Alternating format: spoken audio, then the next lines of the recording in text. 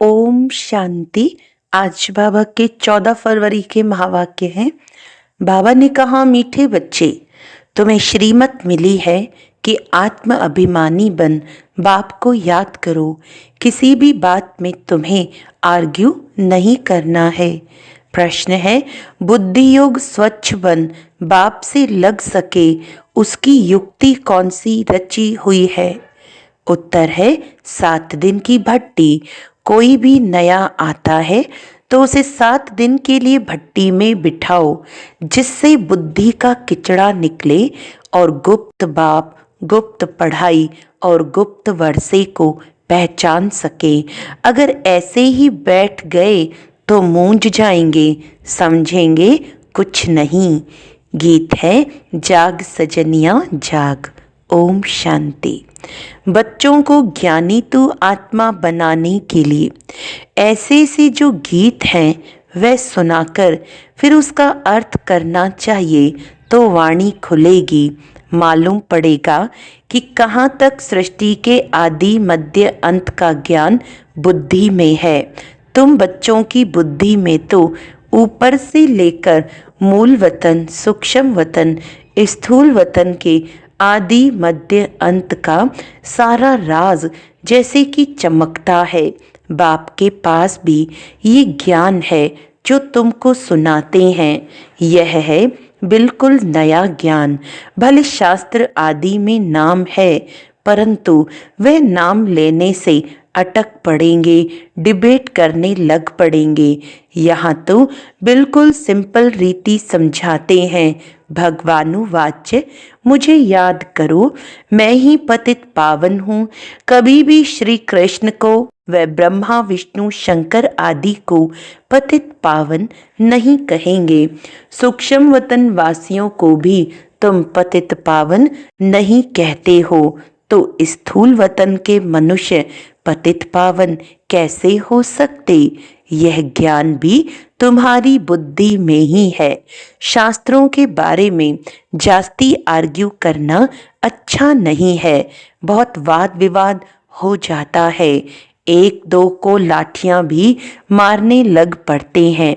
तुमको तो बहुत सहज समझाया जाता है। शास्त्रों की बातों में टू मच नहीं जाना है। मूल बात है ही आत्म अभिमानी बनने की। अपने को आत्मा समझना है और बाप को याद करना है। ये श्रीमत है मुख्य, बाकी है डिटेल। बीज कितना छोटा है, बाकी झाड़ का विस्तार है। जैसे बीज में सारा ज्ञान समाया हुआ है, वैसे ये सारा ज्ञान भी बीज में समाया हुआ है। तुम्हारी बुद्धि में बीज और झाड़ आ गया है। जिस प्रकार तुम जानते हो और कोई समझ न सके, झाड़ की आयु ही लंबी लिख दी है। बाप बैठ बीज और झाड़ व ड्रामा चक्र का राज समझाते हैं। तुम हो स्वदर्शन चक्रधारी। कोई नया आए, बाबा महिमा करे कि स्वदर्शन चक्रधारी बच्चों तो कोई समझ न सके। वह तो अपने को बच्चे ही नहीं समझते हैं। ये बाप भी गुप्त है तो नॉलेज भी गुप्त है, वर्षा भी गुप्त है। नया कोई भी सुनकर मूंझ पड़ेंगे, इसीलिए 7 दिन की भट्टी में बिठाया जाता है। ये जो 7 रोज भागवत व रामायण आदि रखते हैं, वास्तव में ये इस समय 7 दिन के लिए भट्टी में रखा जाता है, तो बुद्धि में जो भी सारा किचड़ा है वह निकालें और बाप से बुद्धि योग लग जाए। यहाँ सब हैं रोगी। सतयुग में ये रोग होते नहीं। ये आधा कल्प का रोग है। 5 विकारों का रोग बड़ा भारी है। वहाँ तो देही अभिमानी रहते हैं। जानते हो, हम आत्मा एक शरीर छोड़ दूसरा लेती हैं। पहले से साक्षात्कार हो जाता है।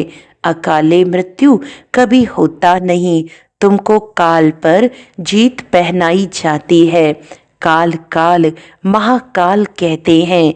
महाकाल का भी मंदिर होता है। सिख लोगों का फिर अकाल तख्त है। वास्तव में अकाल तख्त ये भ्रुकुटी है जहाँ आत्मा विराजमान होती है। सभी आत्माएं इस अकाल तख्त पर बैठी हैं। ये बाप बैठ समझाते हैं। बाप को अपना तख्त तो है नहीं, वह आकर इनका ये तख्त लेते हैं। इस तख्त पर बैठकर तुम बच्चों को ताउसी तख्त नशीन बनाते हैं। तुम जानते हो वह ताउसी तख्त कैसा होगा, जिस पर लक्ष्मी नारायण विराजमान होते होंगे। ताउसी तख्त तो गाया हुआ है ना, विचार करना है। उनको भोलानाथ भगवान क्यों कहा जाता है? भोलानाथ भगवान कहने से बुद्धि ऊपर चली जाती है। साधु संत आदि उंगली से इशारा भी ऐसे देते हैं ना कि उनको याद करो। यथार्थ रीति तो कोई जान नहीं सकते। अभी पतित पावन बाप सन्मुख में आकर कहते हैं, मुझे याद करो तो तुम्हारे विकर्म विनाश हो जाए। गारंटी है, गीता में भी लिखा हुआ है। परंतु तुम गीता का एक मिसाल निकालेंगे तो वे 10 निकालेंगे। इसीलिए दरकार नहीं है। जो शास्त्र आदि पढ़े हुए हैं वह समझेंगे, हम लड़ सकेंगे। तुम बच्चे जो इन शास्त्रों आदि को जानते ही नहीं हो, तुम्हें उनका नाम कभी भी नहीं लेना चाहिए। सिर्फ बोलो, भगवान कहते हैं मुझ अपने बाप को याद करो। उनको ही पतित पावन कहा जाता है। गाते भी हैं, पतित पावन सीताराम। सन्यासी लोग भी जहाँ तहाँ धुन लगाते रहते हैं। ऐसे मत मतांतर तो बहुत है ना। ये गीत कितना सुंदर है। ड्रामा प्लान अनुसार कल्प कल्प ऐसे गीत बनते हैं जैसे कि तुम बच्चों के लिए ही बनाए हुए हैं। ऐसे ऐसे अच्छे अच्छे गीत हैं जैसे नैनहीन को राह दिखाओ प्रभु। प्रभु कोई श्री कृष्ण को थोड़ी कहते हैं। प्रभु व ईश्वर निराकार को ही कहेंगे। यहाँ तुम कहते हो बाबा परम पिता परमात्मा है तो वह भी आत्मा ना। भक्ति मार्ग में बहुत टू मच चले गए हैं। यहाँ तो बिल्कुल सिंपल बात है। अलफ और बे, अलफ अल्लाह, बे बादशाही, इतनी तो सिंपल बात है। बाप को याद करो तो तुम स्वर्ग के मालिक बनेंगे। बरोबर ये लक्ष्मी नारायण स्वर्ग के मालिक संपूर्ण निर्विकारी थे। तो बाप को याद करने से ही तुम ऐसा संपूर्ण बनेंगे। जितना जो याद करते हैं और सर्विस करते हैं उतना वे ऊंच पद पाते हैं। वह समझ में भी आता है। स्कूल में स्टूडेंट समझते नहीं है क्या कि हम कम पढ़ते हैं। जो पूरा अटेंशन नहीं देते हैं तो पिछाड़ी में बैठे रहते हैं तो जरूर फेल हो जाएंगे। अपने आप को रिफ्रेश करने के लिए ज्ञान के जो अच्छे अच्छे गीत बने हुए हैं उन्हें सुनना चाहिए। ऐसे से गीत अपने घर में रखने चाहिए। किसको इस पर समझा भी सकेंगे कैसे माया का फिर से परछाया पड़ता है। शास्त्रों में तो ये बातें हैं नहीं कि कल्प की आयु 5000 वर्ष है। ब्रह्मा का दिन और ब्रह्मा की रात आधा आधा है। ये गीत भी कोई ने तो बनवाए हैं। बाप बुद्धिवानों की बुद्धि है तो कोई की बुद्धि में आया है जो बैठ बनाया है। इन गीतों आदि पर भी तुम्हारे पास कितने ध्यान में जाते थे। एक दिन आएगा जो इस ज्ञान की गीत गाने वाले भी तुम्हारे पास आएंगे। बाप की महिमा में ऐसा गीत गाएंगे जो घायल कर देंगे। ऐसे ऐसे आएंगे। ट्यून पर भी मदार रहता है। गायन विद्या का भी बहुत नाम है। अभी तो ऐसा कोई है नहीं, सिर्फ एक गीत बनाया था, कितना मीठा, कितना प्यारा। बाप बहुत ही मीठा, बहुत ही प्यारा है, तब तो सब उनको याद करते हैं। ऐसे नहीं, देवताएं उनको याद करते हैं। चित्रों में राम के आगे भी शिव दिखाया है, राम पूजा कर रहा है। यह है रॉन्ग। देवताएं थोड़े ही किसको याद करते हैं, याद मनुष्य करते हैं। तुम भी अभी मनुष्य हो, फिर देवता बनेंगे। देवता और मनुष्य में रात दिन का फर्क है। वही देवताएं फिर मनुष्य बनते हैं। कैसे चक्र फिरता रहता है, किसको भी पता नहीं है। तुमको अभी पता पड़ा है कि हम सच सच देवता बनते हैं। अभी हम ब्राह्मण हैं, नई दुनिया में देवता कहलाएंगे। अभी तुम वंडर खाते हो। ये ब्रह्मा खुद ही जो इस जन्म में पहले पुजारी था, श्री नारायण की महिमा गाते थे। नारायण से बड़ा प्रेम था, अब वंडर लगता है हम सो बन रहे हैं। तो कितना खुशी का पारा चढ़ना चाहिए। तुम हो अननोन वॉरियर्स, नॉन वायलेंस। सचमुच तुम डबल अहिंसक हो, न काम कटारी न वह लड़ाई। काम अलग है, क्रोध अलग चीज है। तो तुम हो डबल अहिंसक, नॉन वायलेंस सेना। सेना अक्षर से उन्होंने फिर सेनाएं खड़ी कर दी हैं।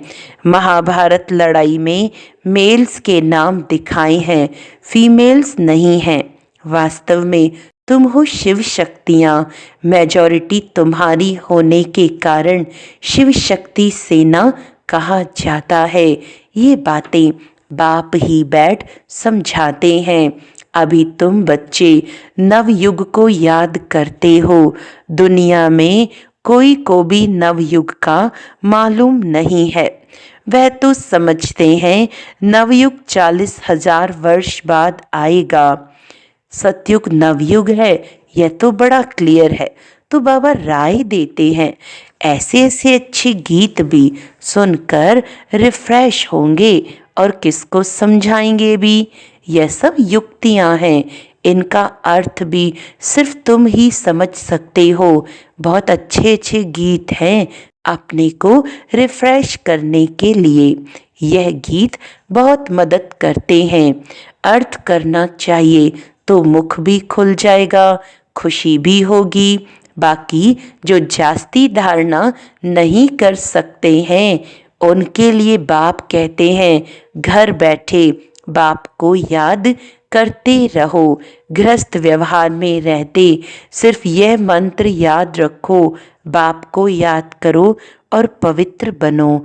आगे पुरुष लोग पत्नी को कहते थे, भगवान को तो घर में भी याद कर सकते हैं। फिर मंदिरों आदि में भटकने की क्या दरकार है। हम तुमको घर में मूर्ति दे देते हैं, यहाँ बैठ याद करो, धक्का खाने क्यों जाती हो। ऐसे बहुत पुरुष लोग स्त्रियों को जाने नहीं देते थे। चीज तो एक ही है, पूजा करना है और याद करना है। जबकि एक बार देख लिया फिर तो ऐसे भी याद कर सकते हैं। श्री कृष्ण का चित्र तो कॉमन है, मोर मुकुटधारी। तुम बच्चों ने साक्षात्कार किया है, कैसे वहाँ जन्म होता है, वहाँ भी साक्षात्कार किया है। परंतु क्या तुम उसका फोटो निकाल सकते हो? एक्यूरेट कोई निकाल न सके। दिव्य दृष्टि से सिर्फ देख ही सकते हैं, बना नहीं सकते। हाँ, देखकर वर्णन कर सकते हो, बाकी वह पेंट आदि नहीं कर सकते। भले होशियार पेंटर हो, साक्षात्कार भी करे तो भी एक्यूरेट फीचर्स निकाल न सके। तो बाबा ने समझाया, कोई से आर्ग्यू जास्ती नहीं करना है।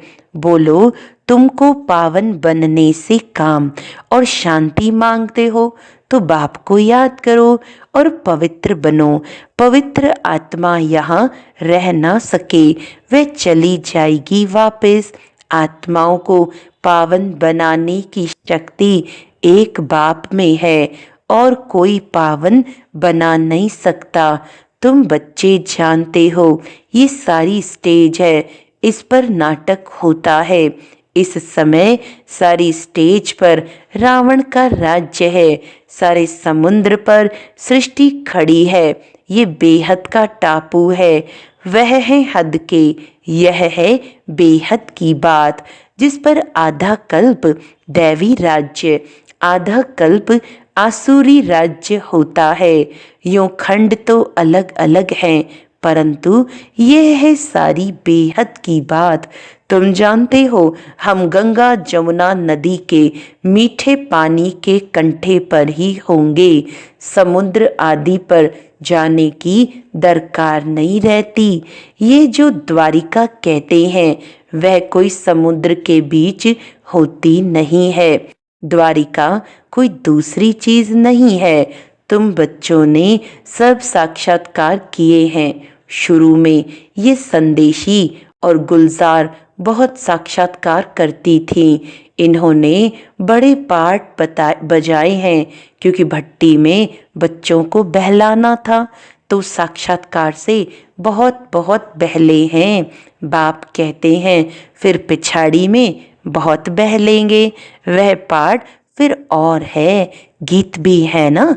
हमने जो देखा सो तुमने नहीं देखा। तुम जल्दी जल्दी साक्षात्कार करते रहेंगे। जैसे इम्तिहान के दिन नज़दीक होते हैं तो मालूम पड़ जाता है कि हम कितने मार्क्स से पास होंगे। तुम्हारी भी ये पढ़ाई है। अभी तुम जैसे नॉलेजफुल हो बैठे हो। सभी फुल तो नहीं होते हैं। स्कूल में हमेशा नंबर वार होते हैं। यह भी नॉलेज है। मूल वतन, सूक्ष्म वतन, तीनों लोकों का तुमको ज्ञान है। ये सृष्टि के चक्र को तुम जानते हो, ये फिरता रहता है। बाप कहते हैं तुमको जो नॉलेज दी है ये और कोई समझा न सके। तुम्हारे पर है बेहद की दशा, कोई पर बृहस्पति की दशा, कोई पर राहु की दशा होती है तो जाकर चंडाल आदि बनेंगे। यह है बेहद की दशा, वह होती है हद की दशा। बेहद का बाप बेहद की बातें सुनाते हैं, बेहद का वर्षा देते हैं। तुम बच्चों को कितनी न खुशी होनी चाहिए। तुमने अनेक बार बादशाही ली है और गंवाई है। यह तो बिल्कुल पक्की बात है, नथिंग न्यू। तब तुम सदैव हर्षित रह सकेंगे। नहीं तो माया गुटका खिलाती है। तो तुम सभी आशिक हो एक माशूक के। सब आशिक उस एक माशूक को ही याद करते हैं। वह आकर सभी को सुख देते हैं। आधा कल्प उनको याद किया है, अब वह मिला है तो कितनी खुशी होनी चाहिए। अच्छा, मीठे मीठे सिकिलदे बच्चों प्रति माता पिता बाप दादा का याद प्यार और गुड मॉर्निंग। रूहानी बाप की रूहानी बच्चों को नमस्ते। हम रूहानी बच्चों की रूहानी बाप दादा को याद प्यार गुड मॉर्निंग, नमस्ते नमस्ते नमस्ते जी। धारणा के लिए मुख्य सार है, सदैव हर्षित रहने के लिए नथिंग न्यू का पाठ पक्का करना है। बेहद का बाप हमें बेहद की बादशाही दे रहे हैं, इस खुशी में रहना है। ज्ञान के अच्छे अच्छे गीत सुनकर स्वयं को रिफ्रेश करना है। उनका अर्थ निकालकर दूसरों को सुनाना है। वरदान है, माया के संबंधों को डाइवोर्स दे। बाप के संबंध से सौदा करने वाले माया जीत मोह जीत भव। अब स्मृति से पुराना सौदा कैंसिल कर सिंगल बनो। आपस में एक दो के सहयोगी भले रहो, लेकिन कंपेनियन नहीं। कंपेनियन एक को बनाओ तो माया के संबंधों से डाइवोर्स हो जाएगा। माया जीत, मोह जीत, विजयी रहेंगे। अगर जरा भी किसी में मोह होगा तो तीव्र पुरुषार्थी की बजाय पुरुषार्थी बन जाएंगे। इसीलिए क्या भी हो, कुछ भी हो, खुशी में नाचते रहो। मिरुआ मौत, मलू का शिकार, इसको कहते हैं नष्टो मोहा।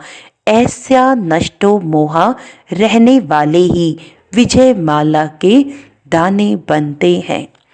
स्लोगन है, सत्यता की विशेषता से डायमंड की चमक को बढ़ाओ।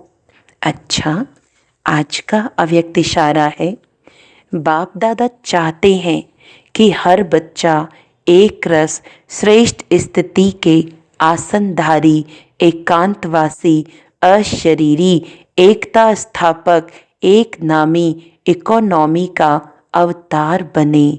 एक दो के विचारों को समझ सम्मान दे, एक दो को इशारा दे, लेन देन कर आपस में संगठन की शक्ति का स्वरूप प्रत्यक्ष करे, क्योंकि आपके संगठन के एकता की शक्ति सारे ब्राह्मण परिवार को संगठन में लाने के निमित्त बनेगी। अच्छा, ओम शांति।